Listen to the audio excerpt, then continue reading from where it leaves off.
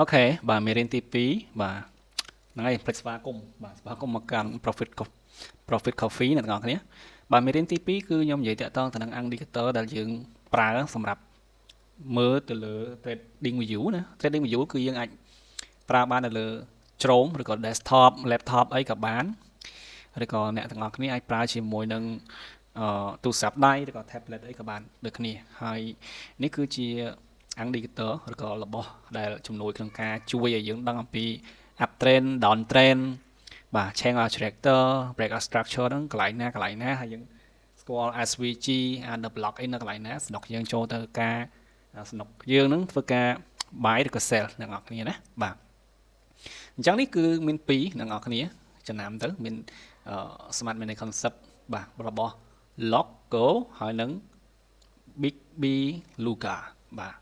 អញ្ចឹងទីទៀតខ្ញុំនឹងបង្ហាញអំពីរបៀបដែលយើងកំណត់បាទ setting វានីមួយៗយើងកំណត់មិនបាទអញ្ចឹងងាយស្រួលទេអត់អីទេបាទ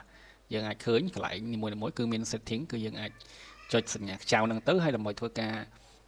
ដាក់នៅមុខងារ function មួយចំនួនដែលវាសំខាន់ជួយឲ្យយើងស្រួលក្នុងការ trade បាទអញ្ចឹងសន្មតថាយើងអត់មានអីទេគឺយើងចុច delete មកណាឬក៏អ្នកនរគ្នាបើក trade view អ្នកនរគ្នាប្រកាសជាមាន default វាមានរបស់ពីនាយមកគឺយើងអាច remove វាចេញដាក់សញ្ញាធុងសំរាមហ្នឹងទៅបាទអញ្ចឹងវានឹងបាត់ហើយវាលែងមានអីទាំងអស់បើកមកគឺទេស្អាតអញ្ចឹងបាទអញ្ចឹងយើងអត់ដឹងថាវានឹងមើលនឹងភ្នែកយើងមិនដឹងថាវាជា down trend ឬក៏ up trend ទេមិនដឹងថាវាឡើងឬក៏ចុះទេអ្នកនរគ្នាអញ្ចឹងគឺយើងត្រូវការ indicator ជំនួយអ្នកនរគ្នាណាបាទអញ្ចឹងយើងចុច indicator មកហើយបើក្នុងទូរស័ព្ទគឺយើងចុចសញ្ញាដូចខាងលើអ្នកនរគ្នាបើអ្នកនរគ្នាអត់ចេះដាក់ក្នុងទូរស័ព្ទទេអាច comment ខាងក្រោមបានអ្នកនរគ្នារាវមើលខាងលើទៅឃើញពាក្យ indicator អីឬក៏នៅខាងក្រោមក្នុងទូរស័ព្ទ trade view គឺយើងមើលខាងក្រោមទៅគឺមានពាក្យថា indicator អីហ្នឹងគឺយើងចុចមកអញ្ចឹងចុច indicator មកហើយយើងsearch មកណាហើយនេះគឺ favorite របស់ខ្ញុំខ្ញុំអាណាដែលខ្ញុំឧស្សាហ៍ចុចគឺខ្ញុំដាក់សញ្ញាផ្កាអញ្ចឹងទៅឲ្យងាយស្រួលក្នុងការរើសអញ្ចឹងណាអញ្ចឹងទី1គឺ smart money concept បាទរបស់ Lodge Algo បាទអញ្ចឹងគេប្រើច្រើនណា 99.5k បាទជិត 100k នេះបាទជិត 100,000អ្នកប្រើអញ្ចឹងយើងចូល search មកឧមាថាឥឡូវយើងអត់មាន favorite ទេទាំងអស់គ្នាបាទថ្មីណាបាទអញ្ចឹងយើងចុចមកគឺយើងស្រី smart money concept មកបាទ smart money បាទ concept បាទស្រីតែអញ្ចឹងមកវាចេញមកហើយចេញមកពេញនឹងតែម្ដងណាស្រីឲ្យពេញបដ ாய் ទៅបាទអញ្ចឹងវានៅជាប់គ្នានឹងបដ ாய் ទៅបាទឬក៏ប្រហែលជាខ្ញុំនឹងដាក់ favorite ផងក៏មិនដឹងបាទវាចុចមកចេញមកអញ្ចឹងទាំងអ្នកគ្នាតែស្រីតែម្ដងមកយើងប្រើជាមួយនឹង Lodge Algo នេះមួយហើយនឹង Big Luca នេះណាអ្នកគ្នាបើអ្នកគ្នាជួនកាលអ្នកគ្នាឆែកមកមិនឃើញអញ្ចឹងទេអ្នកគ្នាព្យាយាមក្នុងការស្វែងរកអូសមកក្រោមអញ្ចឹងអ្នកគ្នាណាព្រោះថាប្រហែលជាខ្ញុំដាក់ favorite អញ្ចឹងវាចេញមកលឿនបាទអញ្ចឹងយើងចុចពីលើវាមួយទៅដើម្បី add ចូល list របស់យើងបាទចុចទៅវាចូលមួយបាទអូខេឥឡូវខ្ញុំទៅនិយាយតាក់ទងនឹង setting វាសិនដាក់មួយស្រែមួយណាដាក់មួយស្រែមួយសិនអូខេខ្ញុំខ្វែងអញ្ចឹងខ្ញុំយក smart money concept របស់ logo ហ្នឹងបន្តទៅខ្ញុំធ្វើការចុច setting ដើម្បីធ្វើការកំណត់បាទអញ្ចឹងកន្លែងមួយចំនួនខ្ញុំអត់និយាយទេនេះអត់សំខាន់ក៏ខ្ញុំអត់និយាយដែរទី1គឺ show internal structure បាទមានន័យថាបង្ហាញអំពីរចនាសម្ព័ន្ធ internal នៅខាងក្នុងណាអ្នកនរគ្នាអញ្ចឹង internal គឺលំហតូចបាទអញ្ចឹងខ្ញុំក៏មិននិយាយក្បោះក្បាយដែរព្រោះថាលំហតូចគឺមានន័យថាយើងលេងទៅតាមតូចណាបាទឧបមាថាព្រៃមួយគុំហើយនឹងព្រៃទាំងមូលអញ្ចឹងអ្នកនរគ្នាបាទអញ្ចឹងបើព្រៃទាំងមូលវាធំបើព្រៃមួយគុំវាទូចចា internal ក៏ដូចគ្នា internal វាទូចទេបាទវាទូចមិនមានន័យថាវានឹងបំរើឲ្យសកម្មភាពនៅក្នុង time frame ទូចហ្នឹងអ្នកនរគ្នាដោយ time frame ទូចគឺមាន time frame 1នាទី time frame 3 5នាទីអ្នកនរគ្នាអញ្ចឹងនៅក្នុង5នាទីឧបមាថាឥឡូវ internal ណា internal គឺវា structure វាឡើងឃើញអត់5នាទីឃើញវាបៃតងអ្នកនរគ្នាឃើញវាចុះហើយវាឡើងទៅលើឆ្វេងបាទអញ្ចឹងឡើងប៉ុន្តែបើយើងមើលក្នុង time frame ធំគឺវាកំពុងតែចុះទេអ្នកនរគ្នានេះលំហធំណាក្នុងលំហ1ម៉ោងកន្លះម៉ោងឡើងទៅគឺគេហៅធំហើយបាទអញ្ចឹងគឺគេហៅថាលំហចុះទេបាទហ្នឹងហើយអញ្ចឹងខ្ញុំនិយាយពីមូលដ្ឋានតិចតួចទេអ្នកនរគ្នាបាទអញ្ចឹងឧបមាថាឥឡូវក្នុងនេះយើងឃើញថាវាឡើងមែនតែយើង có mình hiên hold you đấy nhưng tầm mà lấy pi lấy bắt nó bộ tha khăn time frame tút anh đang hào internal nè lồng hô hàng khăn nóng nè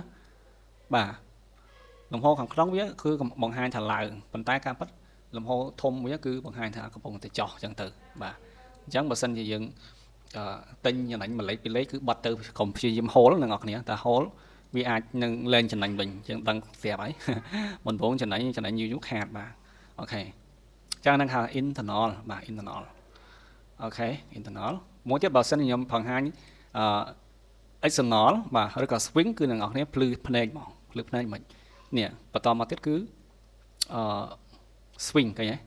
swing structure mình hàng đồng hồ thốn á chứ dương đồ đạo về đã nọ mò nó đã anh sai đại thôm máu bà chứ dương ok bập chứ nó không tham frame phèm ti ấy cứ dương mưa tới khơi này làng cho hai bàn tay dương sạc một mưa swing bà nè swing dương số mấy tôi mất swing khơi vía chen ở tractor bọc hòm thì bên này thằng vía cầm bông tái nó không swing mới để chọc bà bàn tay vía ban respect hai mà đó này ngọc này nè vía ban một vốn vía cho máu vía bạc cả chia chen ở tractor đây là thằng phải chó nữa hai vía retracement bà phật mình vía làm đò xài pi đập vía cho bình prào nè bà chẳng vía mọ cho bánh stir tay mà đò swing chán này ngọc này khơi cho chưa biết lại nè chẳng bị lãng hết trong nó sơ đo tặng lại ní ở đó về ca lại này nhóm chưa thao với đừng lãng tập đặt bình bộ thao với ban respect hỏi gì vì ban cho hỏi hai việc retracement vì long từ lừa với những ngọc này hai việc phơi ca cho mình mà chẳng nó dùng ní cứ chấp đam lãng tập đặt về nhà lãng tập đặt bộ này là bài về chen object tranh bò bài toàn mình ở tranh chi làm hồ bò kêu mình ở đó bây ho mất là ngọc này chắc bạn tham pe dân lên mà bật tới chục xe hay dân click luôn tập pe giúp cái là người ta vẫn cần nhận hay dân nọc nghe xe tiếp chẳng biết nó mà hỏi bị trap sát và dân nó khàn rồi có đặt là đọc đặt account của mình và ở đó cứ vì respect hai nhân ngọc này chẳng biết vì muốn bị chó và hai bị làng tính máu hay bị cho từ mình và hai chỉ thò mà đá cứ vì thử cho mà đo đồng lại nhẹ bàn tay vì trong cá tiếp xa vì mình respect ấy tầng o thế vì mình đôi chỉ cả vì mình ai đa từ tam structure từng strong thế, po chúng ta ấy vì group từ tam po là miền đó là ngọc này, mà po là miền pi mía pi đô la lo tới mía cái cho tới bờ po miền tệ tương từ nâng đô la mình lo mía còn lại từ này ngọc này, và ok cho nó cứ là nặng tha swing nè, vô lẫn là ngọc này, chắc nhưng mà program internal lại tu chịu bên internal lại tu tích là bởi là ngọc này nhiều lần á mới thức hơi mà swing đã nọ mó thấy internal đã thiên đi về tu nhé coi á khơi cho ba mỏng anh ấy swing nhé swing khơi về là thằng mấy dương khơi thằng là hai trong cá ấy dương là chọp lại ní dương cái tầng về là tiết dương không hố này còn hay nè làng hai làng tiết dương không hố tìm phát về cho một mình cái đục nhá khơi về respect cho mỗi swing hà tôi nhất cứ cái tha internal nè internal lại ní khơi về làng này khơi po bài to này về chạy tà làng nữa và các bất khả năng cứ về dương ai bài về bằng khó thế là ngọt nè dương chăm sẽ lại swing nè anh ấy bạn hold bạn dù đôi khi phật mình nó cứ nhom chọp lại nè và nhom chạp xe nó nhom xe đôi khi xe mà đom na đấy nè xe mà đom bát chiêng hay về miền na làng mà đó nè tại tụi bay nó cứ nhom hiền hố hay đại những ai sao đạm mà đồng nè đại các bộ hiện năng phải chỉ buôn phèm lên bởi vì làm ở đâu nó ở bị đạch ai bọc ai sao nhom chọp và tại miền nó bị respect đấy hay nhom cho nên ban buôn hiểu bật bên thứ nhom lên account tên thế này ngọt nè bà ok chắc sẵn khăn này ngọt nè vô làm pi internal hay năng cái how tha swing và internal hay năng swing và anh ấy cứ internal là tôi nhớ internal hay swing này làm hồ thôm mà và ok chắc nó về bẹp nó cứ dừng ai mưa tiếp xa được luôn này bàn và chắc nhóm chị vậy thì tôi nhận to tiết setting sầm khăn cứ nhóm đặng chún và mấy dân vậy làm pi swing hay hỏi lại ní dân đặng đô tà ní bán hay đô tà អ្នកដាក់តាសាយវាដាក់ទំហំវាដាក់ប៉ុន្មានអ្នកនរគ្នានឹងស្រួលមើលបាទហើយបន្តទៀតគឺខ្ញុំដាក់ជាមួយនឹងគេហៅថា high low low បាទមានន័យថាទំហំឡើងចុះប្រចាំថ្ងៃណាបាទវាចាប់ដើមពីណាមកហើយវាចុះធម្មតាគឺដាក់បង្ហាញយើងអញ្ចឹងខ្ញុំគ្រីកន្លែងហ្នឹងមួយនេះឃើញគេដាក់ PLD នេះគឺ previous day low មានន័យថាតម្លៃដែលវាទៀបជាងគេកាលពីថ្ងៃមុនបាទហើយយើងអស់មកលើមកនេះតម្លៃ PDF មានន័យថា previous day high មានន័យថាតម្លៃបាទដែលខ្ពស់នៅថ្ងៃមុនបាទអញ្ចឹងវាដាក់ប៉ុណ្ណឹងឃើញទេអូខេអាហ្នឹងចេះដាក់ទៅដើម្បីងាយស្រួលមើលអ្នកនរគ្នាតែសំខាន់គឺ structure យ៉ាងទេបាទហើយមួយទៀតគឺខ្ញុំចូលទៅមើលមួយទៀតគឺខ្ញុំដាក់ premium zone បាទ thích កន្លែងហ្នឹងមកវាមាន premium zone បាទ premium zone discount zone នេះហ្នឹងណាអូខេមកអញ្ចឹងគ្រាន់ដាក់មកវាចេញមក premium zone equilibrium zone អញ្ចឹងអ្នកនរគ្នា premium zone ហ្នឹងគឺវាឡើងទៅដល់ premium zone គឺវាធ្លាក់ចុះវិញ premium zone គឺតម្លៃដែលគេធ្វើការព្យាយាមអូខេនិយាយទៅអាហ្នឹងគឺរៀងស្មុគស្មាញដែរខ្ញុំក៏អត់សូវចង់និយាយដែរអ្នកនរគ្នា premium zone ហើយនឹង equilibrium អ្នកនរគ្នាអញ្ចឹង premium នេះគឺវាកម្មពិតទៅវាចេញមកក្រោយអង្គ indicator ហ្នឹងខ្ញុំធ្លាប់ដឹងហើយពេលឡើងមកតាំងវាដាក់ premium តំណឹងអញ្ចឹងយើងគិតថាវានឹងដល់កន្លែង sale ណាអ្នកនរគ្នាប៉ុន្តែវាមានណាវាឡើងទៅទៀតវាក៏មូអា premium zone ហ្នឹងវាឡើងទៅតាមហ្នឹងទៀតអញ្ចឹងវាកិលរត់ទេអា premium zone ហើយនឹង discount zone នេះជាក់ស្ដែងដូច discount zone ហ្នឹងយើងពេលចោះមកហ្នឹងគឺវាមិនកិលតាមរត់អញ្ចឹងយើងពិបាកចង្កល់ហើយយើងមើលអា premium zone ហើយ discount zone ជាមួយនឹង indicator smart money concept របស់ logo ហ្នឹងគឺវាអត់ត្រូវទេអ្នកនរគ្នាបាទចោះមកហើយវាដល់ត្រឹមហ្នឹងបើវាចោះមកទៀតអាហ្នឹងវាមិនកិលមកទៀតមិនកិលតាមរត់បាទហើយចាំបើយើងជឿវាថាកន្លែងហ្នឹងដល់កន្លែងហ្នឹងយើងបាយកន្លែងហ្នឹងហើយវានៅចោះមក10លេខទៀតយើងមិនស្ពៃបាត់ណាបាទអញ្ចឹងកន្លែងនេះគឺខ្ញុំអត់សូវ recommend អ្នកគ្នាដាក់ទេឬក៏មិនស្វែងយល់ក៏បានដែរបាទអូខេដូចជាបន្តទៀតអស់ហើយបាទខ្ញុំដាក់តែប៉ុណ្្នឹងទេអានេះគឺតកតងទៅនឹង smart money concept ទី1ណាចូលមកដល់ smart money concept ទី2គឺខ្ញុំដាក់ជាមួយនឹងគេហៅថា SVG បាទ SVG អញ្ចឹងខ្ញុំចូលទៅដាក់ indicator ហើយខ្ញុំឲ្យពាក្យថា smart money concept ដដែលមកហើយយើងយករបស់នេះ big នេះចាំ big bill នេះគេប្រើ 14k ទេតានេះចុចកន្លែងហ្នឹងមកគឺវាមានឲ្យយើងហ្នឹងកំណត់ឲ្យយើងស្គាល់ថាវា SVG អីហ្នឹងណាអ្នកនរគ្នាបាទនេះមិនឆ្លាញ់វាដែរវា SVG វាស្អាតណាវា respect ហ្មង SVG វាគឺ respect គឺដល់ហ្នឹងយើងគិតថាវាបុកទៅវា long គឺ long មែនបាទអញ្ចឹងឆ្លាញ់ណា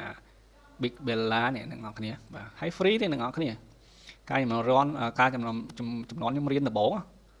របស់ទាំងហ្នឹងគឺគេគិតលុយពីខ្ញុំបាទហើយជឿចាប់មែនតើបាទយើងដឹងណាអ្នកនរគ្នាទិញពីគេ$150ហើយរបស់ហ្នឹង free សោះណាអើយដល់កចឹងមិនថាយើងធ្វើឲ្យមួយយើង research មែនតើបាទកុំតន់ចាយលុយផ្លេសផ្ដាស់ចឹងណាចឹងខ្ញុំនិយាយទៅនឹង setting របស់ big bella នេះចឹងកន្លែង window ហើយ swing នេះខ្ញុំអត់ដាក់ទេព្រោះថាវាដាក់ទៅវាជន់គ្នាអ្នកនរគ្នាបាទជន់ជាមួយ smart money concept របស់ logo យើងនេះអញ្ចឹងវាញ៉ៃវាជន់គ្នាអញ្ចឹងខ្ញុំអត់ដាក់ទេខ្ញុំក៏ដោះ tick ចេញបាទបើសិនជាអ្នកខ្លះគាត់ប្រើ indicator នឹងដែរហើយគាត់អត់ប្រើជាមួយនឹង smart money concept របស់ logo ទេគឺប្រហែលជាគាត់ដាក់ព្រោះថាឲ្យវាចេញ change character ចេញ